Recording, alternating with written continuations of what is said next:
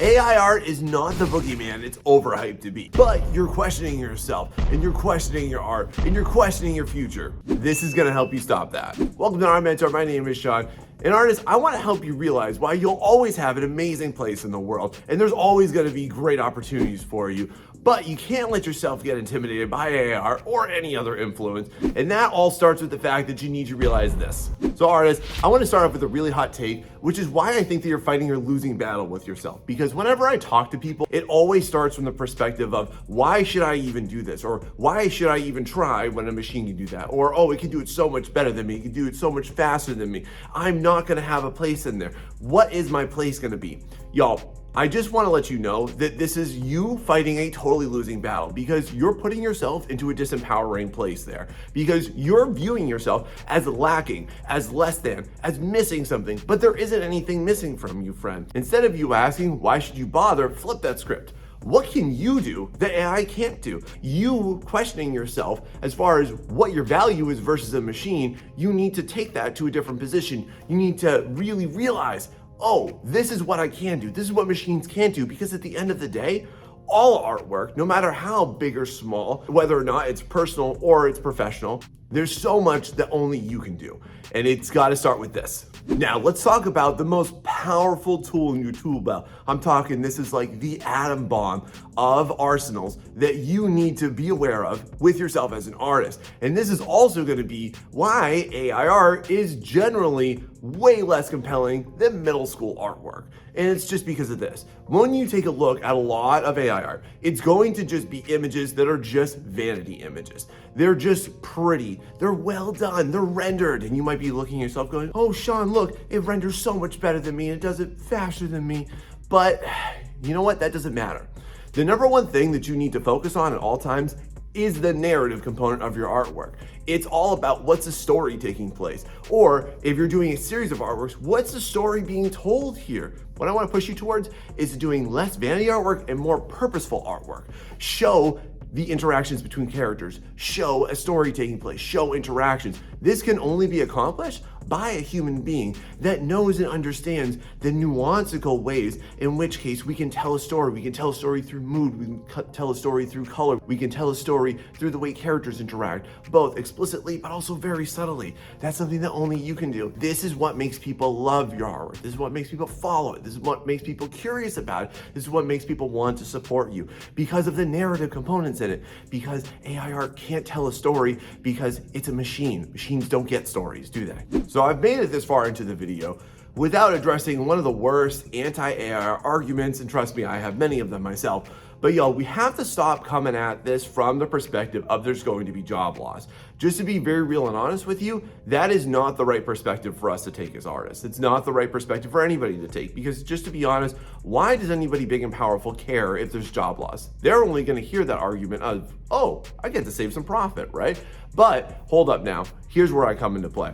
You need to instead look at it this way. What can you offer the job market that AI cannot? Because that's really where we need to see ourselves. That's where we need to push it and see the value that working with humans can make. Now, the crux of the argument, you're thinking that naturally, that all these companies are just gonna eliminate all artistic positions and they're just gonna replace it with one or two people that can do AI, right? And you think that that's somehow gonna propel that company forward. Well, I want to really counter that with these points. First off, is that the only reason that you think that is because you have a poverty mindset. And I'm not attacking you on that, because I have that sometimes too. You're going to think about this as, oh, well, if I save money, then I'm going to do better with my company. But realistically, that's not the way it works at all. The way that companies do better, and the best companies do even better, is that they invest. They don't actually save money to get more money. What they do is that they invest in the right things. For companies that are going to invest into artists, I guarantee you this, they are going to propel way further ahead than the generic sloppy stuff that AI is pushing out there, that everything looks the same. Y'all, the thing that companies are really gonna be hurting for really quickly on here is that the fact that A, there's no protection for them. And then B, too, there's nothing unique about them. There's no special quality. Why would anybody want to play a game where everything looks the same as the next game and the next game and the next game? Why would anybody want to read a book where it all looks the same versus everybody else? You have the ability as an authentic artist to go ahead and create a very unique product that defines you, that defines your IP. But all these businesses are just trying to save a buck for a hot second. But then guess what? This is gonna be something that they are gonna regret long term, and they're gonna eventually bring back all of their creative talent back because they need that unique quality to set their brand apart. And that's a big thing that AI will never get, is a brand. Now let me tell you why AI comics are always going to suck. You may have been freaked out by the fact that DALL-E 3 recently came out and they pushed out their poster image of, oh look, here's a 1960s Batman comic. But who cares? Like, that art style went out some 70 years ago. People really don't care about that stuff. So for you as an artist, you're safe and fine simply because of the fact that AI absolutely cannot do any type of expressive work and it cannot do sequential art. Y'all, if you have ever noticed how bad same face syndrome is across Attack on Titan, easily one of the most popular IPs out there right now, right? Like, you read through that and you're like, who's talking right now? If you think that that's bad, then I would say the AI art has the opposite version of that, which is no face syndrome, because there's so much inconsistency amongst every single panel. But AI users can't admit that just because, just to be honest, they just have low standards. But you don't, my friend, do you? No, my friend, you have really high standards and you have a great story to get out there and you have the way to sell it. And the way that you sell it as a comic artist, you can tell it through the way that you express your characters. You tell it through your art style. And that is something that's going to be really uniquely you, because people buy into this type of artwork very simply because of the fact that this is how people enjoy it. And when you think back to comics, like your favorite comics, right? You have a specific artist and a specific style that you really generally enjoy, right? That's what is going to propel you forward. That's what's going to get people hooked onto that. And the way that people really get hooked onto it is just from the nuanceical little things. It's the way that they do expressions, or they do characters, or they do hairstyles, or they do clothing, or they do folds, or they do action scenes, right? That is something exclusively human, because you know how to communicate that. Machines don't, and they won't. Now, one of the biggest draws to the AI user base is the fact that apparently just anybody can become a creator now. Oh, good, look, you've had no experience and you've got absolutely no background in this and you have no effort into it. Cool, you can come on board and be a creator with it, right? And what this is doing though, is that it's gonna be completely unsustainable because of this simple fact. You can't just eliminate all the buyers and then expect there to be a continuous pool of new buyers. This is going to establish what is called an upside down market, where you have way more creators than consumers, and you can't do that because you're eliminating most of the buyers. Then you might be thinking to yourself, well, how do I stand out there? Or you might be looking on eBay or Etsy and being like, oh wow, look at all this AI stuff that's selling here and there.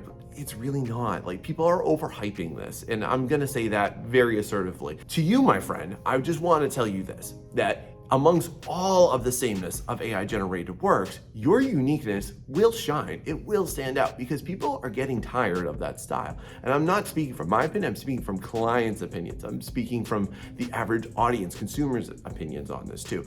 They're getting tired of this because they see it everywhere. They see it on Instagram, they see it on TikTok, they see it everywhere. And it's just getting boring. The issue with the current landscape of how people are selling and buying stuff, even if it is AI generated, is that it just assumes perpetual ignorance, that people don't understand AI art, and that's not gonna last. So if you notice a universal sameness, universal likeness, universal quality across all AI generated images, and that is simply unsustainable for people to have continual interest into it. Because if you ever look across any art marketplace, any landscape at any point in time, it's never been consistent. But for some reason, y'all are intimidated by the fact that AI can do some things that you might not yet know how to do. And if you're in that boat, friend, that shouldn't intimidate you, because just to be honest, there have always been artists better than you. There will always be artists better than you. And this is just another competitor in your marketplace. But that shouldn't shun you away either, because I want to tell you this, that universal quality of AI generated images,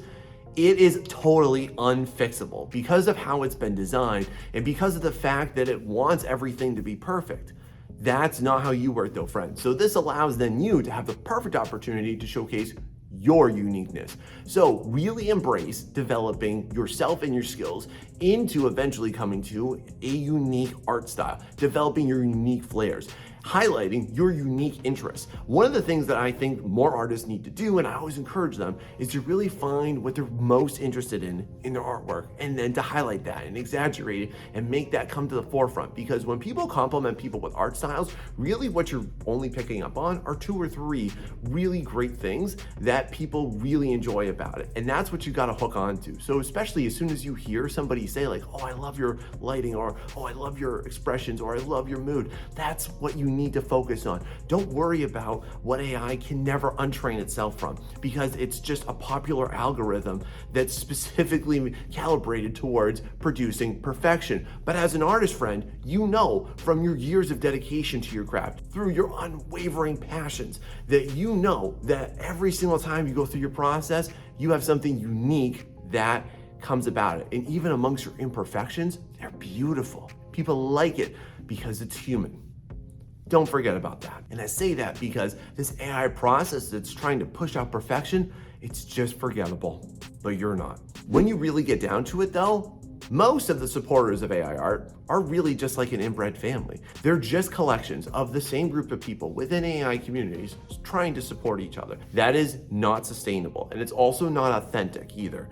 Whereas with you as an artist, you will grow a very authentic audience. You can grow people that will support you. You will grow fellow humans that support your humanistic efforts. You can use the tips and support that I'm giving you in this video in order to do that, my friend.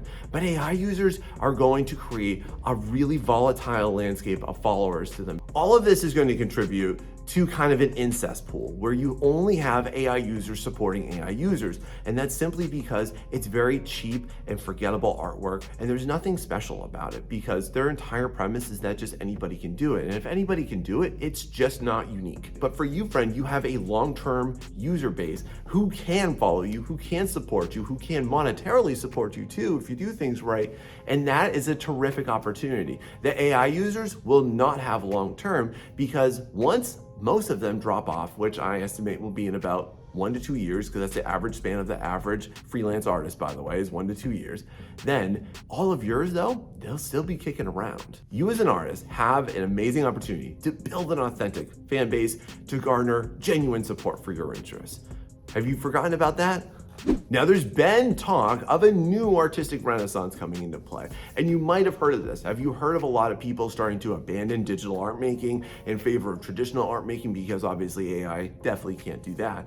And you might be thinking to yourself or questioning, hey, should I get on that board? Should I lose all of my digital media and just switch back to that? And to that friend, I just want to ask you this.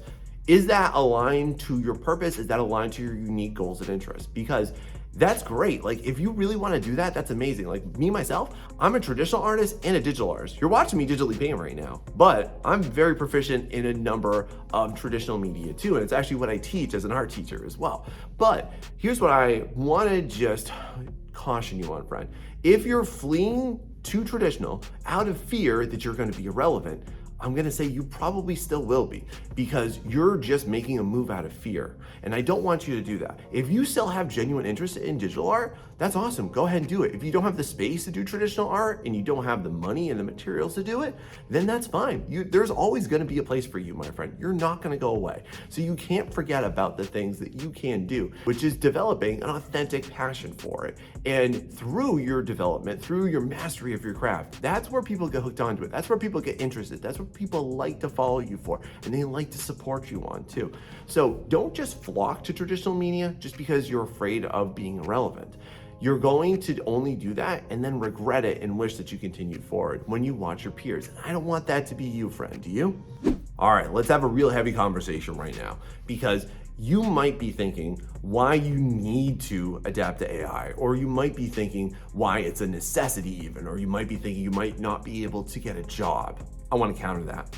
So you probably have thought to yourself, well, I am not as fast, or I'm not as good, or I don't have these skills, or I'm going to be irrelevant, or all of these are just less than statements. That puts you in a really disempowering place that I cannot support, because anytime that you start to put yourself down, you are never going to build yourself back up again without some heavy work. I just want to ask you that too. Do you want that in your head, even if you did create something that you deem to be extraordinary with AI as an assistant, or however you want to reduce that down to it? all you're doing, friend, is you're just covering up your insecurities. And that's never a place that you're gonna build off of. That's only a place that's gonna sink you down into a deeper, darker place.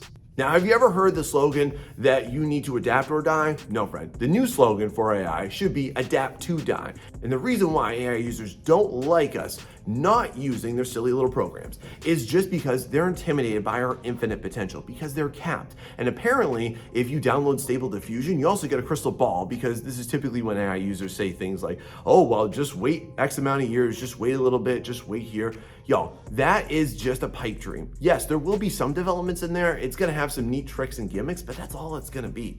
You, however, you are unburdened, you are unchained right there. And that is where your infinite potential lies. And the one thing I wanna release you from is the fear of the unknown and the fear of the compulsion that you not getting on board with AI is going to lead you to a less than future. So my friend, I just wanna let you know this. If no one else has told you this, please hear me out. It's okay to just be okay with not using AI. There's nothing wrong with you. It's not sticking your head in the sand, because it is more work. It's more work to start with an AI image than it is to start off with your own and be your own director.